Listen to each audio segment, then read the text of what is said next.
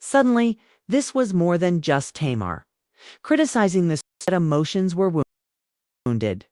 As the narrative progressed from ambiguity to rage and from perplexity to conflict, one thing became evident as the internet was flooded with stories about betrayal and jail tests. Someone was being held accountable. Someone was under protection. Additionally, the story being given suggested that someone was not being completely honest. And when it seems that the story couldn't get much darker, Yandy's stillness turned into impossible to overlook. Because quiet is meaningful in circumstances such as these. It has great significance. And one question is forced by what happens next. It is no longer avoidable. Why did this story get so out of control if it was never meant to be made public? And who did lose control of it? The story continued even after the video stopped. It increased in the amount that was inferred in the gaps between sentences. Rather than what was stated explicitly, was what created atmosphere. The speakers repeated references to the same night, place, and people gave the impression that if they were repeated enough, they might eventually allow the reality to settle. Because, based on the story being given, the evening wasn't chaotic or careless. At first, it wasn't even dramatic. It was meant to be ordinary. A birthday, a snack stop, a constantly changing itinerary. Nevertheless, each retelling of the tale returned to the unsettling conclusion that nothing happened. The manner they were later portrayed, which was a paraphrasing of how they met up, made plans to eat, and ultimately ended up together. The timing wasn't the only thing that caught viewers' attention. It was the persistence, the repeated explanation that this was not some great gesture story in which you went to host a friend's birthday party and the friend mistreated you. Tamar, that is incorrect. Additionally, it's unfair to me, and it hurts my feelings. It's not a well-thought-out celebration, nor is it a time to be misinterpreted. It was evident from the voice's fury that someone had rewritten tonight in a way that didn't sit well. And the internet took notice, because it began to deny the contrasts when people began comparing what had been shared online. The mood of the one idea was recommended during the interview. Something that was circulating. The tension increased. The speaker does more than simply refute the narrative. They contest the motivation they want presented. Where some details emphasized were subtly omitted, and more significantly, abruptly took on the emotional much more serious. It hurts my sentiment. That line hit the ground hard. Because at that point, the discussion shifted from memory to motivation. This was not confusion, according to the account. This wasn't miscommunication. While others had to deal with the aftermath, this person was fabricating a version of events to make themselves appear mistreated. And the consequences followed quickly. Inconsistencies were pointed out some viewers. Why was the narrative altered? Why did some names come and go? Based on how it's told. What caused the tone to go from informal to disastrous? The charge itself wasn't the most frightening aspect. It was the assurance that accompanied it. I assumed they wanted to be since they were kissing in the back of that damned car. I didn't go upstairs when we were dropped off at Tamar's place because of this. You were sitting on his lap in that goddamn Uber while you two were kissing. So I got in my stupid car and drove home. All right. Additionally, the underscore made me, oh no. The speaker makes it apparent in the transcript that they were uneasy, nor suspicious, nor envious, just uncomfortable, observing exchanges that didn't feel comfortable. You ran your head through the headboard or whatever and noticed underscore your ass from behind. However, to be looked into regarding what level of intimacy they had the impression that something was happening in front of them that they couldn't ignore, but also didn't intend. Statement about the car's appearance and uncomfortable. The story was no longer limited to what transpired later as a result of that particular information. It was about what might have been going on for a long time. The intimacy, the body language. and the moments that were dismissed as innocuous at the time but now seemed to have deep significance. At this point, Mendeecees' name began to circulate in unsettling ways. Through proximity, the fact that he was present, the fact that he was observed, and the fact that, according to the story, he was one of the final individuals present when things changed. Here, the speaker exercises. They don't say they know what went on in private. They claim the are unsure.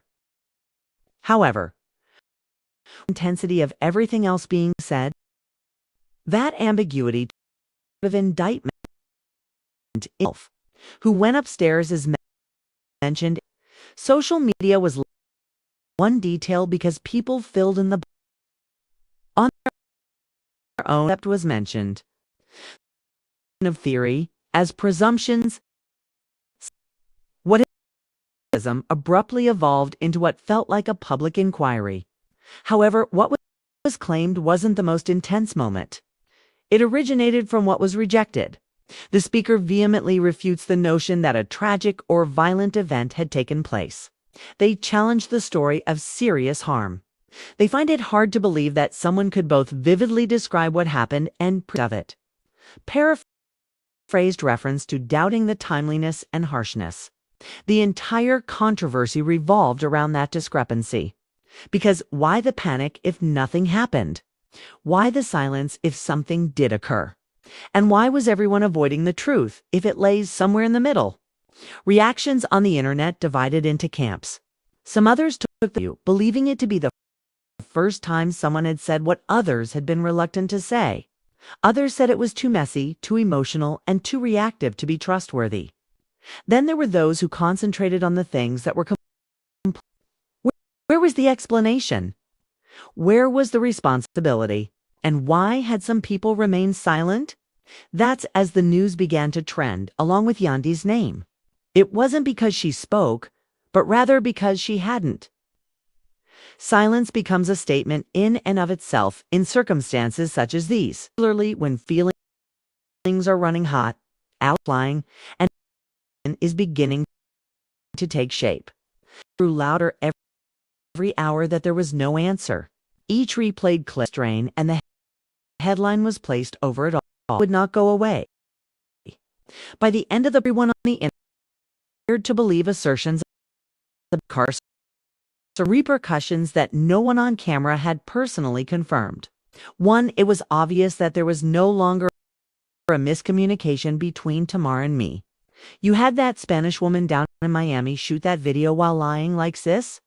There is nobody healed as rapidly between friends. It was raveled in public. And the more profound individuals looked, the more awkward the questions grew, since someone wasn't just lying. They were defending something if even a portion of what was being said was true. Protection begins to erode in the next section of the narrative. It wasn't a sudden change.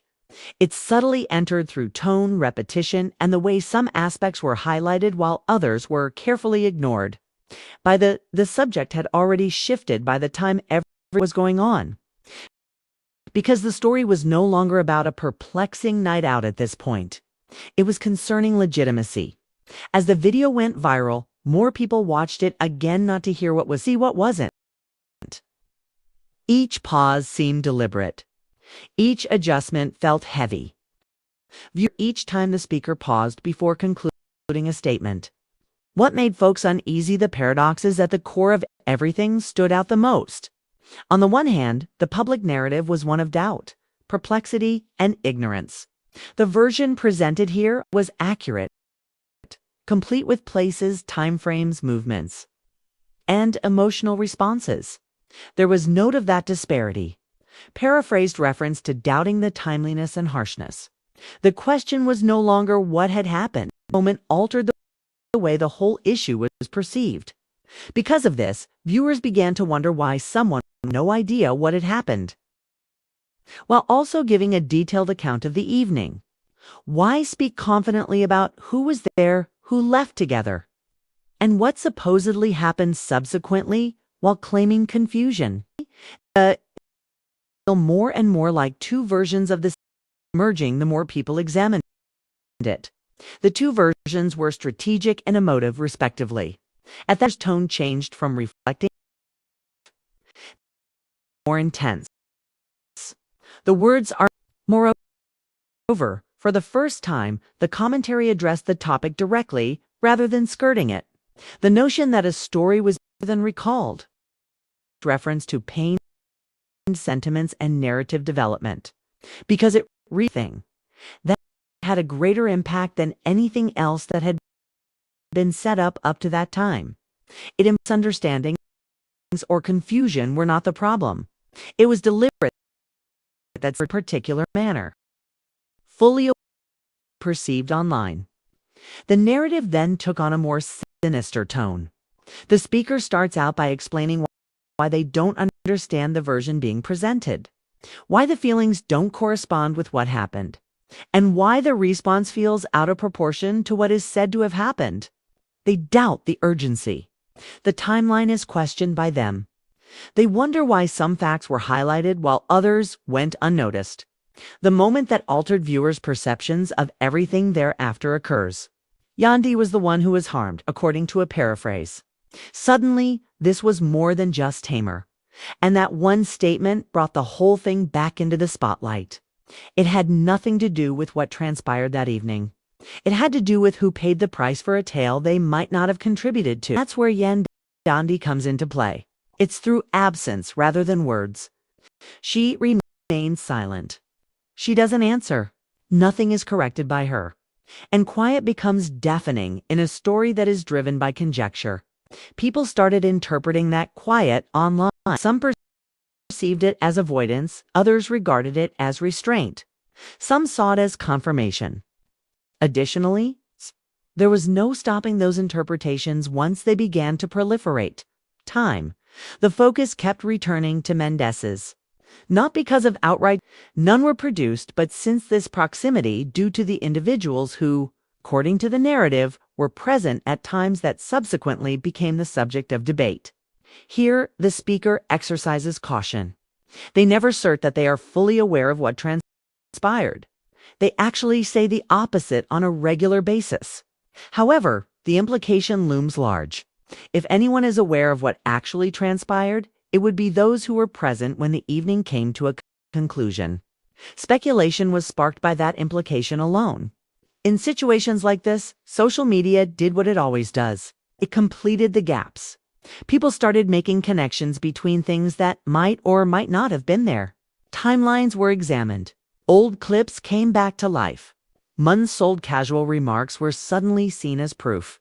And before anyone could move, had emerged to stall one that had rumors of incarceration, one that supposedly contained, one that transformed out into. All of it was circulating quickly, but none of it was verified or confirmed.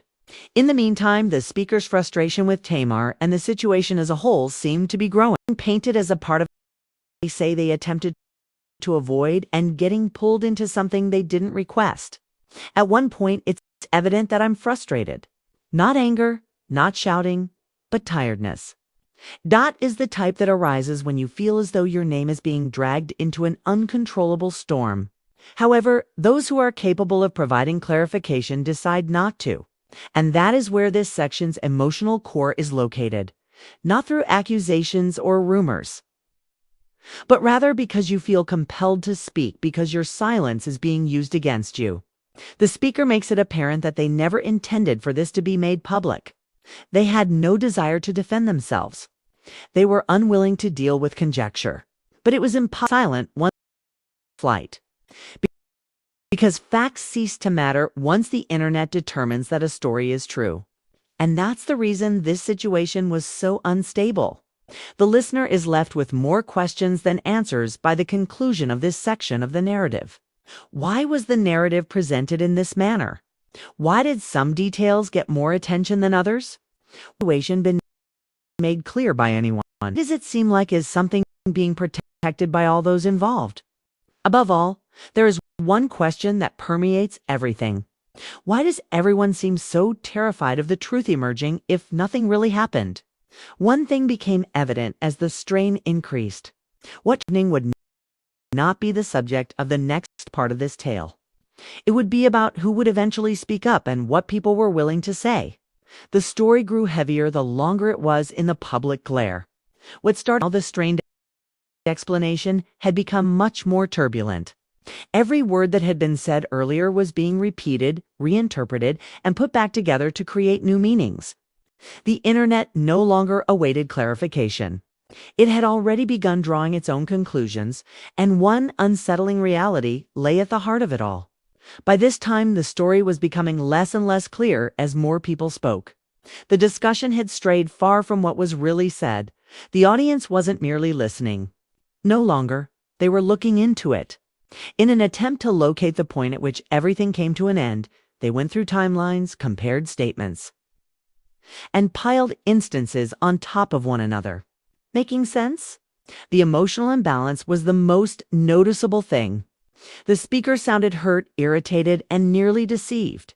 However, others were uneasy about how intensely personal the response felt. Considering how frequently the speaker expressed their desire to remain out of the scenario, that contradiction persisted in humans. Did this feel so intimate if it wasn't? Why was the tone so defensive